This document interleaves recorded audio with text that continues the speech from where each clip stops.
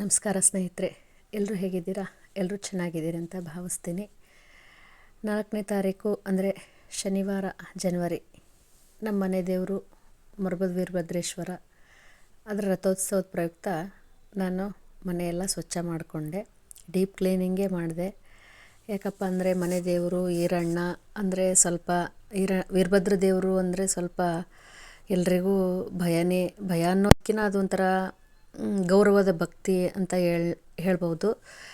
ಮನೆ ಸ್ವಚ್ಛ ಮಾಡ್ಕೊಳೋದು ಮತ್ತು ಬೆಡ್ ಸ್ಪ್ರೆಡ್ಡು, ಬೆಡ್ಶೀಟು, ಸ್ಕ್ರೀನ್ಸು ಪ್ರತಿಯೊಂದೂ ಕ್ಲೀನ್ ಮಾಡ್ಕೊಳ್ತಾ ಹೋಗೋದು.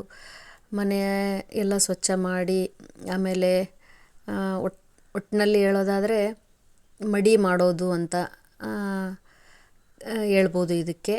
ಹೀಗೆ ನಾನು ನನ್ನ ದಿನಸಿ ಸಾಮಾನೆಲ್ಲ ಬಾಕ್ಸ್ಗಳಿಂದ ಎಲ್ಲ ಹೊರಗಡೆ ತೆಗೆದು ಅಲ್ಲಿರೋ ಅಲ್ಮಾರೆಲ್ಲ ಸ್ವಚ್ಛ ಮಾಡಿ ಆಮೇಲೆ ಮತ್ತು ಈ ಬಾಕ್ಸ್ಗಳ್ನೆಲ್ಲ ಹೊರಗೆ ತಗೊಂಡೋಗಿ ತೊಳ್ಕೊಂಡು ಮತ್ತು ಆ ಬಾಕ್ಸ್ಗಳ್ನೆಲ್ಲ ಒರೆಸಿ ಪ್ರಕಾರ ಎಲ್ಲ ಮತ್ತೆ ಅದಕ್ಕೆ ರಿಟರ್ನ್ ತುಂಬಿ ಎಲ್ಲ ಹೊಂದಿಸಿ ಇಟ್ಟು ನೆಕ್ಸ್ಟು ಎಲ್ಲ ಹಾಲು, ರೂಮು ಪ್ರತಿಯೊಂದು ಜಾಗನೂ ಬಿಡ್ದೇ ಎಲ್ಲ ಧೂಳೆಲ್ಲ ಕ್ಲೀನ್ ಮಾಡಿ ಅಲ್ಲಿ ಇಲ್ಲಿ ಕಾಟ್ ಕೆಳಗೆ, ಮಂಚದ ಕೆಳಗೆ ಎಲ್ಲ ಕಡೆನೂ ಒಂಚೂರು ಪ್ಲೇಸ್ ಬಿಡ್ದಂಗೆ ಎಲ್ಲ ಸ್ವಚ್ಛ ಮಾಡೋದೇ ಈ ಮಡಿ ಮಾಡೋದು ಅಂತ. ಪ್ರತಿ ವರ್ಷವೂ ನಾನು ಹೀಗೆ ಮಾಡೋದು. ಅದೇನೋ ದೇವ್ರ ಹೆಸರಲ್ಲಿ ಭಯ ಭಕ್ತಿ ಅನ್ನೋದಕ್ಕಿಂತ ಮನೆ ಸ್ವಚ್ಛ ಆದಮೇಲೆ ಆಗೋ ಸಂತೋಷ ತುಂಬಾ. ದಿನಾಲೂ ಮಾಡಿರ್ತೀವಿ, ದಿನಾಲೂ ಡೀಪ್ ಕ್ಲೀನಿಂಗ್ ಮಾಡೋಕ್ಕಂತೂ ಆಗಲ್ಲ. ಈ ಥರ ಬಾಕ್ಸಸ್ ಎಲ್ಲ ತೊಳೆಯೋದು, ಹಬ್ಬ ಮತ್ತು ಈ ಥರ ತೇರುಗಳು ಎಲ್ಲ ಬಂದಾಗ ತೊಳೆದಿರ್ತೀನಿ. ಬಾಕ್ಸು ಜಾಸ್ತಿ ಗಲೀಜಾದಾಗ ಪೂರ್ತಿ ಸ್ವಚ್ಛವಾಗಿ ಕ್ಲೀನಾಗಿ ತೊಳೆಯೋದು ಈ ಥರ ವಿಶೇಷ ದಿನಗಳಲ್ಲಿ, ಶ್ರಾವಣ ಮಾಸದಲ್ಲಿ ಮತ್ತು ದೀಪಾವಳಿ ಹಬ್ಬ ಮತ್ತು ಯುಗಾದಿ ಹಬ್ಬ, ಈ ಥರ ಮನೆ ದೇವ್ರ ತೇರಲ್ಲಿ.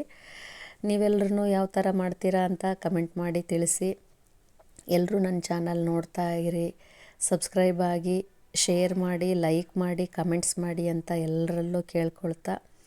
ನೋಡಿ, ನಾನು ಸಿಂಕ್ ಹತ್ರ ನಿಂತ್ಕೊಂಡು ತೊಳಿಬೇಕು ಅಂದ್ಕೊಂಡೆ, ಆದರೆ ಸಿಂಕ್ ಹತ್ರ ನಿಂತ್ಕೊಂಡು ತೊಳೆಯೋಕ್ಕೆ ಸ್ವಲ್ಪ ನನಗೆ ಹುಷಾರಿರಲಿಲ್ಲ. ಅಂದರೆ ಶೀತ ಆಗಿ ಸ್ವಲ್ಪ ಜ್ವರನೂ ಬಂದಂಗೆ ಆಗಿತ್ತು. ಆದರೆ ನಾನು ಮಾಡಲೇಬೇಕಾಗಿತ್ತು.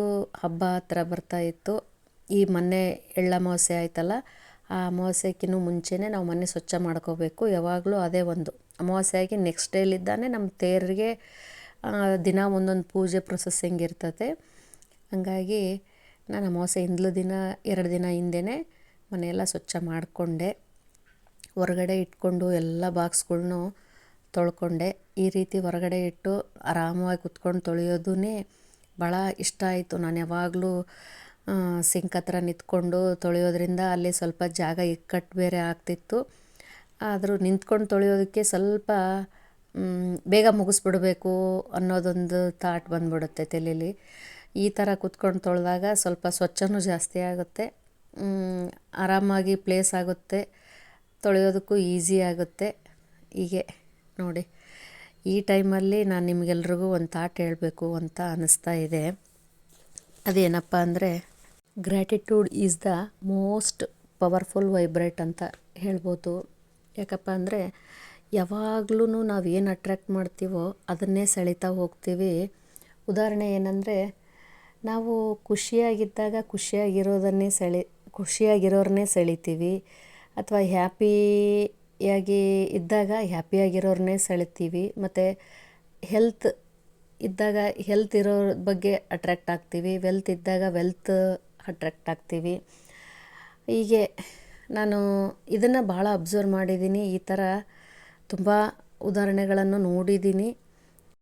ನಾವೇನಾಗಿರ್ತೀವೋ ಅದನ್ನು ಅಟ್ರ್ಯಾಕ್ಟ್ ಮಾಡ್ತಾ ಹೋಗ್ತಾ ಇರ್ತೀವಿ. ಹ್ಯಾಪಿ ಇದ್ದಾಗ ಹ್ಯಾಪಿ ಅಟ್ರ್ಯಾಕ್ಟ್ ಮಾಡ್ತೀವಿ, ಖುಷಿಯಾಗಿದ್ದಾಗ ಖುಷಿಯಾಗಿರೋದನ್ನು ಅಟ್ರ್ಯಾಕ್ಟ್ ಮಾಡ್ತೀವಿ, ಹೆಲ್ತ್ ಇದ್ದಾಗ ಹೆಲ್ತ್ ಇರೋದು ಅಟ್ರ್ಯಾಕ್ಟ್ ಮಾಡ್ತೀವಿ, ವೆಲ್ತ್ ಇದ್ದಾಗ ವೆಲ್ತು. ಇದೇ ನಾನು ಹೇಳಬೇಕು ಅಂದರೆ, ಹಣ ಇರೋರ ಕಡೆ ಹಣ ಜಾಸ್ತಿ ಹರಿದೋಗುತ್ತೆ, ಮತ್ತು ಕೀರ್ತಿ ಇರೋರ ಕಡೆ ಕೀರ್ತಿನೇ ಜಾಸ್ತಿ ಹರಿದೋಗುತ್ತೆ, ಹೆಸ್ರು ಮಾಡಿರೋರಿಗೆ ಹೆಸರೇ ಜಾಸ್ತಿ ಹರಿದೋಗುತ್ತೆ. ಕಾರಣ ಅವ್ರ ಮೈಂಡ್ಸೆಟ್ಟು ಮತ್ತು ಅವರ ಪವರ್ಫುಲ್ಲು ಮೈಂಡ್ಸೆಟ್ಟೇ ಅನ್ಬೋದು ನಾನು. ಯಾಕಂದರೆ ಅವ್ರು ಅದ್ರ ಕಡೆ ಗಮನ ಇರುತ್ತೆ. ಮತ್ತು ಅದನ್ನೇ ಜಾಸ್ತಿ ಅವರು ಮಾಡಬೇಕು, ನಾನು ಇದನ್ನು ಸಾಧಿಸಬೇಕು ಅನ್ನೋ ಮೈಂಡ್ಸೆಟ್ ನಮ್ಮ ಮನಸ್ಸಲ್ಲಿ ಬಂದುಬಿಟ್ಟಾಗ, ಬೇರೆ ಕಡೆ ಯಾವ್ದು ಕಡೆಗೂ ಗಮನ ಹೋಗದೇ ಇದ್ದಾಗ ಈ ಥರ ಸಾಧನೆಗಳು ಮಾಡೋಕ್ಕೆ ಸಾಧ್ಯ. ಅವರು ಮತ್ತು ಥ್ಯಾಂಕ್ಫುಲ್ ಆಗಿರ್ತಾರೆ ಕೂಡ. ಸಾಧನೆ ಮಾಡಿರೋರನ್ನ ನೀವು ನೋಡಿ, ಅವ್ರಿಗೆ ತಮ್ಮಲ್ಲಿ ಏನಿರುತ್ತೋ ಅದಕ್ಕೆ ಸಂತೋಷವಾಗಿರ್ತಾರೆ ಮತ್ತು ಅದರಲ್ಲೇ ಖುಷಿಯಾಗಿರ್ತಾರೆ. ಅದ್ರ ಕಡೆ ಗಮನ ಜಾಸ್ತಿ ಇರುತ್ತೆ. ಹೀಗೆ ನಾನು ನನಗೆ ತಿಳಿದದ್ದನ್ನು ಹೇಳಿದೆ. ಇದಾದ ನಂತರ ನಂದು ಈ ಪ್ಲೇಟ್ಸು, ಗ್ಲಾಸು ಮತ್ತು ತಂಬ್ಗೆ ಇದೆಲ್ಲ ಜೋಡಿಸೋದು ಒಂದು ಸಣ್ಣದು ಸ್ಟ್ಯಾಂಡ್ ಇದೆ.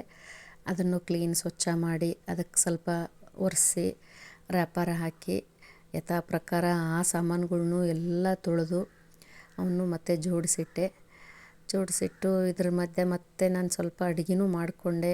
ಮಧ್ಯಾಹ್ನ ನಮ್ಮ ಮನೆಯವರು ಊಟಕ್ಕೆ ಬರೋರಿದ್ದರು ಶಾಪಿಂದ. ಹಾಗಾಗಿ ಮತ್ತೆ ಅವ್ರನ್ನ ಬಂದಾದಮೇಲೆ ಅವ್ರನ್ನ ಕಾಯಿಸ್ಬಾರ್ದು ಅಂಥೇಳಿ ನಾನು ಬೇಗನೆ ಅವರಿಗೆ ಊಟಕ್ಕೆ ರೆಡಿ ಮಾಡಿದೆ. ಹೀಗೆ ನೋಡಿ ನನ್ನ ಮನೆ ಕ್ಲೀನಿಂಗು. ಮತ್ತು ಇದು ಕೆಳಗೆ ಸಣ್ಣ ಸೆಲ್ಫು, ಇವೆಲ್ಲ ಸಣ್ಣ ಸಣ್ಣ ಪುಟ್ಟ ಪಾತ್ರೆಗಳ್ನೆಲ್ಲ ಇಡ್ತೀನಿ ಇದರಲ್ಲಿ. ಅದನ್ನು ಕೂಡ ಸ್ವಚ್ಛ ಮಾಡಿದೆ. ಅದನ್ನು ಬಿಸಿನೀರು, ಸೋಪಿನ ಪೌಡ್ರು, ಲೈಝಾಲು ಎಲ್ಲ ಹಾಕಿ ಒರೆಸಿ ಎಲ್ಲ ಅಡುಗೆ ಮಾಡೋ ಪಾತ್ರೆ ಸಾಮಾನುಗಳ್ನು ಮತ್ತೊಮ್ಮೆ ಕ್ಲೀನಾಗಿ ತೊಳ್ಕೊಂಡು ಯಥಾ ಪ್ರಕಾರ ಜೋಡಿಸಿಟ್ಟೆ. ಮತ್ತು ಎಲ್ಲ ಬಾಕ್ಸ್ಗಳ್ನು ಎಲ್ಲ ಅವನ್ನ ಒರೆಸಿ ದಿನಸಿ ಸಾಮಾನು ಎಲ್ಲ ಹಾಲ್ನಲ್ಲಿ ಇಟ್ಕೊಂಡ್ಬಿಟ್ಟಿದ್ದೆ. ರಿಟರ್ನ್ ಅವಕ್ಕೆಲ್ಲ ಬಾಕ್ಸ್ಗಳಿಗೆ ತುಂಬಿ ಅದೇ ಪ್ಲೇಸ್ಗಳಿಗೆ ಇಡ್ತಾ ಹೋದೆ. ಹೀಗೆ ನಡೀತಾ ಹೋಯ್ತು ನಂದು. ನನ್ನ ಮಕ್ಕಳು ಯಾರಾದರೂ ಒಬ್ಬರು ಇದ್ದಿದ್ದರೆ ಎಲ್ಪ್ ಮಾಡಿರೋರು. ಅವರು ಈಗ ಮುಂಚೆ ಎಲ್ಲ ಸಣ್ಣವರಿದ್ದಾಗ ಸ್ವಲ್ಪ ಹಠ ಮಾಡ್ತಿದ್ರು. ಹೋಗಮ್ಮ, ಇವೆಲ್ಲ ಏನಮ್ಮ ಇದು, ಇವನ್ನೆಲ್ಲ ಮಾಡಬೇಕಂತ ದೇವ್ರು ಹೇಳಿರ್ತಾನ, ಹಾಗೆ ಹೀಗೆ ಅಂತ ಮಕ್ಕಳು ಆಗಿರ್ತಿದ್ರು. ಅವಾಗ ಆ ರೀತಿ ಮಾತಾಡ್ತಾಯಿದ್ರು. ಈಗ ಆದರೆ ನನ್ನ ಮಕ್ಕಳು ಎಲ್ಲ ಎಲ್ಪ್ ಮಾಡ್ತಿದ್ರು. ಆದರೆ ಅವ್ರು ಯಾರೂ ಇರಲಿಲ್ಲ. ದೊಡ್ಡ ಮಗ ಡ್ಯೂಟಿಗೆ ಹೋಗಿದ್ದ. ಎರಡನೇ ಮಗನಿಗೆ ಅವನಿಗೆ ಮತ್ತೆ ಕಾಲೇಜ್ ಓಪನ್ ಆಯಿತು. ಮತ್ತು 1 ವೀಕ್ ಮಟ್ಟಿಗೆ ಕಾಲೇಜ್ ಓಪನ್ ಇದೆ ಮಮ್ಮಿ, ನಾನು ಹೋಗಬೇಕು ಅಂತ ಅವನು ಹೋದ. ಸಣ್ಣವನಿಗೆ ಈಗಿನ್ನೂ ಎಕ್ಸಾಮ್ ನಡೀತಾ ಇದೆ. ಇನ್ನೂ ಒಂದು ವಾರ 10 ದಿವಸ ಅವನಿಗೆ ಎಕ್ಸಾಮ್ ಇದೆ. ಹಾಗಾಗಿ ಅವನು ಬರೋಕ್ಕಾಗಲಿಲ್ಲ. 3 ಮಕ್ಕಳೂ ಇರಲಿಲ್ಲ. ನಮ್ಮ ಮನೆಯವರು ಆದ್ದರಿಂದ ಒಬ್ಬಳೇ ಆಗ್ತೀಯಾ, ಹುಷಾರಿಲ್ಲ ಬೇರೆ ನೀನು, ಸ್ವಚ್ಛ ಏನು ಮಾಡ್ಕೊಳೋದು, ನಡೆಯುತ್ತೇನೋ ಬಿಡು ಅಂದರು. ಮನಸ್ಸು ತಡೆಯಲಿಲ್ಲ. ಮನೆ ದೇವ್ರದ್ದೇ ತೇರು ಬೇರೆ. ಯಾವುದೇ ವರ್ಷವೂ ನಾನು ಬಿಟ್ಟಿರಲಿಲ್ಲ ಕ್ಲೀನ್ ಮಾಡೋದು. ವರ್ಷ ನನ್ನ ಕೈಲಿ ಎಷ್ಟಾಗುತ್ತೋ ಅಷ್ಟು ನಾನು ಮಾಡ್ತಾ ಬಂದಿದ್ದೆ. ಈ ವರ್ಷ ಬಿಡೋದು ಬೇಡ ಅಂಥೇಳಿ ನಾನು ಹಾಗೆ ಟ್ಯಾಬ್ಲೆಟ್ ತೊಗೊಂಡು ಹುಷಾರಿಲ್ಲದ್ರೂ ಅಂದರೆ ಒಂದು ದಿನದಲ್ಲಿ ಯಾವಾಗಲೂ ಮುಗಿಸ್ಬಿಡ್ತಿದ್ದೆ. ನಮ್ಮದು ಸಣ್ಣ ಮನೆ, ಸ್ವಲ್ಪ ಸಾಮಾನು. ಆದರೆ ಈ ಸಲ 2 ದಿವಸ ಮಾಡಿದೆ. ಮತ್ತು 3ನೇ ದಿವಸ ಬೆಡ್ ಸ್ಪ್ರೆಡ್ಡು, ಬೆಡ್ಶೀಟು ಎಲ್ಲ ತೊಳ್ಕೊಬೇಕು ಅಂತ ನಾನು ರೆಡಿ ಮಾಡ್ಕೊಳುವಾಗ ನಮ್ಮ ಮನೆಯವರು ಇಲ್ಲ ದೋಬಿಗೆ ಕೊಟ್ಬಿಡೋಣ, ಮತ್ತು ಹುಷಾರಿಲ್ಲ ಬೇರೆ, ನೀರು ಬೇರೆ ಸಾಲ್ಟೇಜ್ ಆಗಿತ್ತು. ಸ್ವಲ್ಪ ನೀರು ಬಿಡೋದು ನಮ್ಮ ಕಡೆ ಸಮಸ್ಯೆ ಮಾಡ್ತಿದ್ದಾರೆ. ಹಾಗಾಗಿ ಮತ್ತೆ ನೀರು ಪ್ರಾಬ್ಲಮ್ ಆಗಿಬಿಡುತ್ತೆ. ನೀನು ದೋಬಿಗೆ ನಾನು ಫೋನ್ ಮಾಡಿ ಹೇಳ್ತೀನಿ, ಮನೆ ಹತ್ರ ಬಂದು ತಗೊಂಡು ಹೋಗ್ತಾರೆ ಅವರು ಅಲ್ಲೋಗಿ ತೊಳ್ಕೊಡ್ತಾರೆ, ನೀನು ಕೊಟ್ಬಿಡು ಅಂತ ಹೇಳಿದರು. ಹಾಗಾಗಿ ನಾನು ದೋಬಿ ಹತ್ರ ನನ್ನ bedsheet, bed spread, pillow covers ಪ್ರತಿಯೊಂದೂ ಎಲ್ಲವೂ ಅವ್ರ ಕಡೆ ಒಗ್ಸಿದೆ. ಭಾಳ ಕ್ಲೀನಾಗಿ ಒಕ್ಕೊಟ್ಟಿದ್ರು ಅವರು. ಯಾವಾಗಲೂ ನಾನು ಊರಿಗೆ ಹೋದಾಗ ಮತ್ತು ಏನಾದರೂ ನಮ್ಮದು ನೀರಿನ ಸಮಸ್ಯೆ ಆದಾಗ, ಬಟ್ಟೆ ಜಾಸ್ತಿ ಇದ್ದಾಗ ಪಾಪ ದೋಬಿ ಅಣ್ಣ ಅವರು ತೊಗೊಂಡೋಗಿ ತೊಳ್ಕೊಂಬಂದು ಕೊಡ್ತಿರ್ತಾರೆ.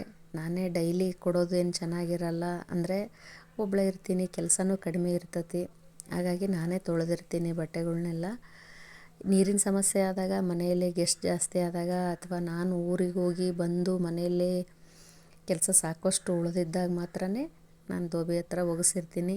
ಇವತ್ತು ಹಬ್ಬ, ಬೆಡ್ ಸ್ಪ್ರೆಡ್ಡು, ಬೆಡ್ಶೀಟು ಎಲ್ಲ ತೊಳಿಬೇಕಾಗಿತ್ತಲ್ಲ, ನೀರಿನ ಸಮಸ್ಯೆ, ಈ ಬಾಕ್ಸೆಲ್ಲ ತೊಳೆದು ನೀರೆಲ್ಲ ಖಾಲಿ ಆಗಿದ್ವು ಕೂಡ. ಹಾಗಾಗಿ ದೋಬಿ ಹತ್ರನೇ ನಾನು ಎಲ್ಲ ಬಟ್ಟೆಗಳ್ನು ಮತ್ತು ಬೆಡ್ಶೀಟು, ಬೆಡ್ ಸ್ಪ್ರೆಡ್ಡು, ಬಾಗಿಲಿಗೆ ಹಾಕೋ ಸ್ಕ್ರೀನು ಮತ್ತು ಎಲ್ಲವನ್ನೂ ತೊಳೆಸಿದೆ. ಅವರು ಪಾಪ ಸ್ವಚ್ಛವಾಗಿ ತೊಳ್ಕೊಂಡು ಐರನ್ ಮಾಡಿಕೊಂಡು ತಗೊಂಬಂದು ಕೊಟ್ಟರು. ನೋಡಿ ಹೇಗೆ ಕಾಣ್ತಾ ಇದೆ. ಮನೆ ಕ್ಲೀನ್ ಆದಮೇಲೆ ಆಗೋ ಖುಷಿ ಅದು ಏನೋ ಒಂಥರ ಮನಸ್ಸಿಗೆ ಸಮಾಧಾನ. ಎಲ್ಲೆಲ್ಲೋ ಇಟ್ಟಿರೋ ಸಾಮಾನುಗಳೆಲ್ಲ ಮತ್ತು ನೆನಪಿಗೆ ಬಂದು ಸಿಕ್ಬಿಡ್ತವೆ. ಯಾವುದಾದ್ರೂ ರೇಷನ್ ಮಿಕ್ಕಿ ಹಿಂದಕ್ಕೆ ಇಟ್ಟಿರ್ತೀವಿ ಜಾಸ್ತಿ ಇರೋದು, ಅದು ನಮಗೆ ಬೇಕಾದಾಗ ಸಿಗೋದೇ ಇಲ್ಲ. ಇದನ್ನೆಲ್ಲ ಮುಗಿಸ್ಬಿಟ್ಟು ಸಂಜೆ ಆಯಿತು 7 ಗಂಟೆ. ನಾನೊಂದು ಸ್ವಲ್ಪ ಮಿಕ್ಸ್ಚರ್ ತಿಂದು ಒಂದು ಕಪ್ಪು ಕಾಫಿ ಮತ್ತು ನಾನೊಂದು ಆರೋಹಣ ಅಂತ ಬುಕ್ ಓದ್ತಾ ಇದ್ದೆ. ಅದರದ್ದು ಸ್ವಲ್ಪ ಅರ್ಧ ಆಗಿತ್ತು, ಅದನ್ನು ಓದಿ ಮುಗಿಸಿದೆ. ಥ್ಯಾಂಕ್ ಯು ಎಲ್ರಿಗೂ.